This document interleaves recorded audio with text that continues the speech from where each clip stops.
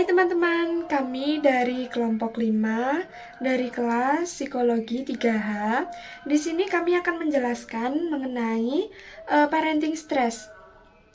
Anggota kami berjumlah 8. Nah, yang pertama ada Istiqomah Ayu Rahyun dengan NIM akhir 395, yang kedua ada Windari Gita Cayani dengan NIM akhir 406, yang ketiga ada Faira Zamelovi dengan NIM akhir 417, yang keempat ada Meidiana Tiara Fanani dengan NIM akhir 419, yang kelima ada Muhammad Aditya dengan NIM 423, yang keenam ada Izatul Ulia dengan NIM 435, yang ketujuh ada Saskia Aprilia dengan NIM 439, yang ke-8 ada Rizky Sela Nuridaya dengan NIM 442. Pandemi COVID-19 yang ada di Indonesia memiliki banyak pengaruh, salah satunya pada kebijakan dunia pendidikan yang mengharuskan dilakukannya pembelajaran daring, yaitu pembelajaran yang dilakukan di rumah. Pembelajaran daring menyebabkan orang tua memiliki tugas tambahan dalam bekerja, yaitu mengasuh dan mendampingi anaknya ketika pembelajaran jarak jauh. Hal tersebut dapat menjadi faktor pemicu stres pada orang tua. Walaupun setiap individu dapat mengalami stres, parenting stress atau stres dalam mengasuh anak memiliki khas tersendiri, yaitu pengalaman ketidaknyamanan dalam mengasuh yang dialami orang tua dari tuntutan terkait peran sebagai orang tua.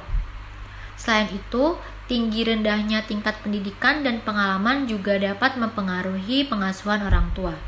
Sebuah penelitian menyebutkan bahwa orang tua yang kurang membaca dan kurang mencari informasi akan memiliki pengetahuan yang kurang daripada orang tua yang sering membaca dan juga sering mencari informasi, di mana hal tersebut menjadi salah satu penyebab ada tidaknya parenting stress di masa pandemi COVID-19.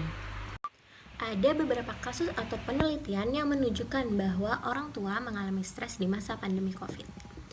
Survei yang dilakukan oleh The Hidden Impact of COVID-19 pada bulan Mei sampai Juli tahun 2020 menunjukkan bahwa pada 4 minggu pertama sebanyak 83,3% orang tua mengalami stres dan 4 minggu terakhir sebanyak 95,1% orang tua mengalami stres.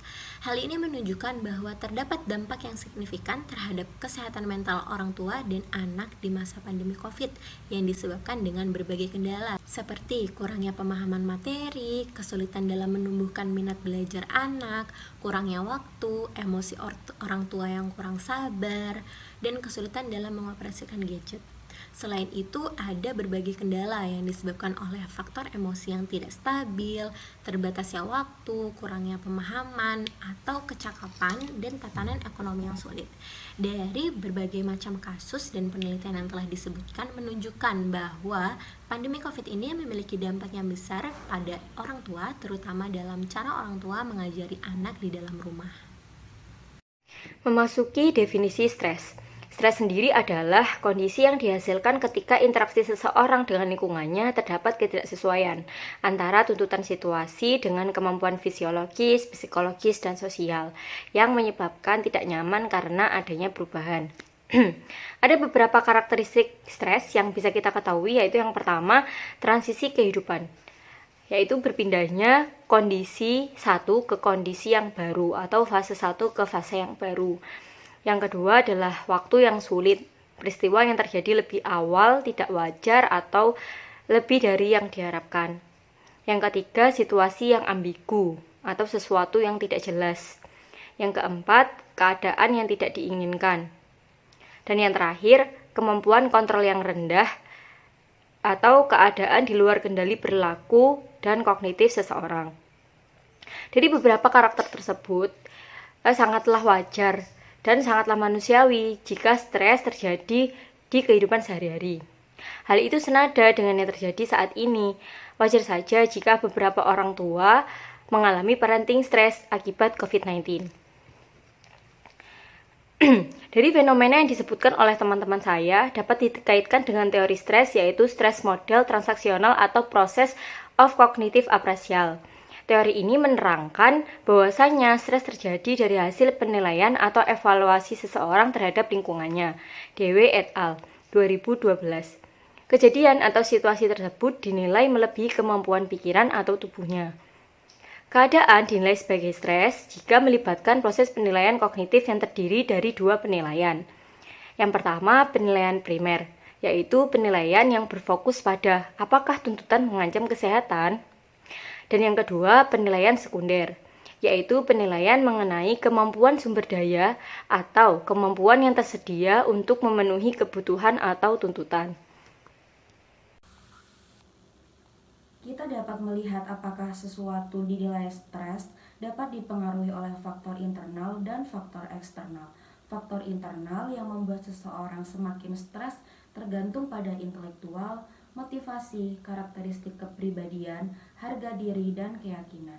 Faktor eksternal menganggap peristiwa cenderung dinilai sebagai stres jika melibatkan tuntutan yang kuat, tidak terkendali, tidak diinginkan terjadinya transisi kehidupan yang tidak diduga sebelumnya, maka dari itu terdapat perbedaan antara individu satu dengan yang lainnya dalam reaksi atau penghayatan dan tingkat toleransi terhadap stres.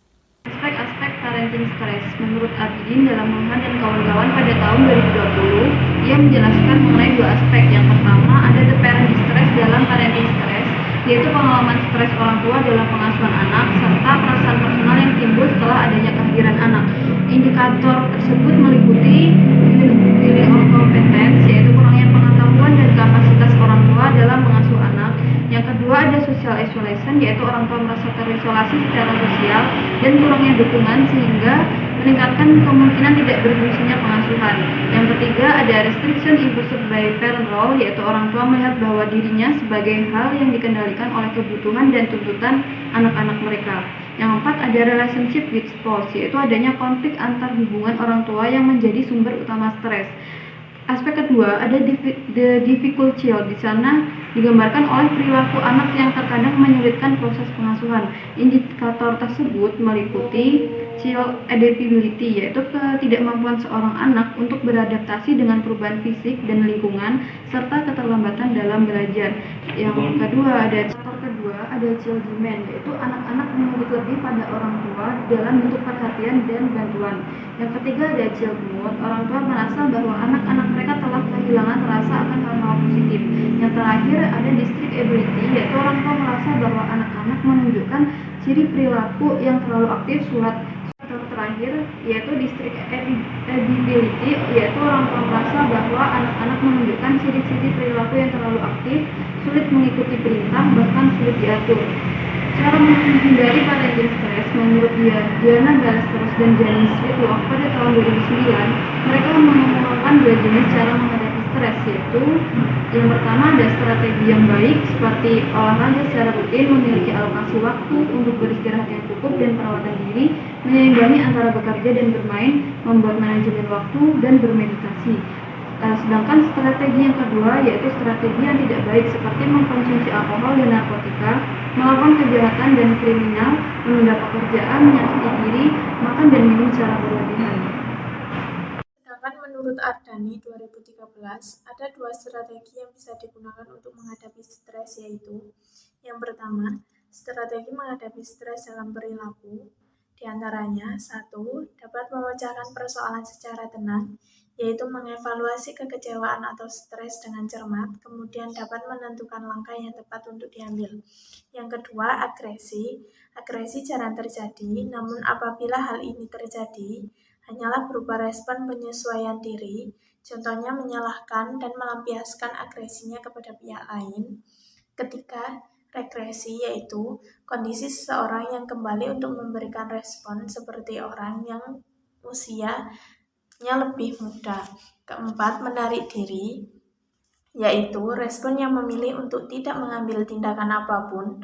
Respon ini biasanya disertai dengan depresi dan sikap apatis. Kelima, mengelak. Ketika seseorang mengalami stres terlalu lama, kuat, dan terus-menerus, maka seseorang akan melakukan perilaku tertentu secara berulang-ulang. Dalam usaha pengelakan diri, seseorang biasanya menggunakan alkohol atau obat-obatan dari bahan kimia lainnya. Yang kedua, strategi menghadapi stres secara kognitif, diantaranya 1. Represi, yaitu upaya untuk menghilangkan frustasi, stres, dan apapun yang menimbulkan kecemasan. 2. Menyangkal kenyataan. Seseorang akan menganggap tidak adanya pengalaman yang tidak menyenangkan dengan maksud untuk melindungi dirinya sendiri. Yang ketiga, fantasi. Dengan berfantasi, seseorang merasa dirinya dapat mencapai tujuan dan dapat menghindarkan diri dari frustasi dan stres. Bila fantasi dilakukan secara sedang-sedang dan dalam pengendalian kesadaran yang baik, maka fantasi menjadi cara yang sehat untuk mengatasi stres. Keempat, rasionalisasi, yaitu segala usaha seseorang untuk mencari alasan yang dapat diterima untuk menyembunyikan perilaku yang buruk. 5. Intelektualisasi, yaitu seseorang yang akan mempelajari dan mencari tujuan sebenarnya supaya tidak terlibat dengan masalah secara emosional. Yang keenam, pembentukan reaksi, yaitu seseorang yang berusaha menyembunyikan motif atau perasaan sesungguhnya, baik represi atau supresi, dan menampilkan ekspresi yang berlawanan dengan kenyataan yang dihadapi. Yang ketujuh, proyeksi, yaitu mengalihkan emosi yang tidak diinginkan dari diri sendiri kepada orang lain, dan biasanya melakukan hal ini dengan melemparkan kesalahan kepada orang lain. Sehingga dapat disimpulkan bahwa cara mengatasi atau mencegah parenting stres antara lain: 1. Menambah pengetahuan dalam mengasuh anak. 2. Saling berbagi cerita dan tidak ragu atau malu untuk meminta bantuan. Yang ketiga, meluangkan beberapa waktu untuk relaksasi. Yang keempat, menghindari konflik, saling menuduh satu sama lain, saling membantu, dan saling terbuka di lingkungan keluarga. Terima kasih teman-teman yang sudah menonton video dari kelompok kami. Dadah, see you!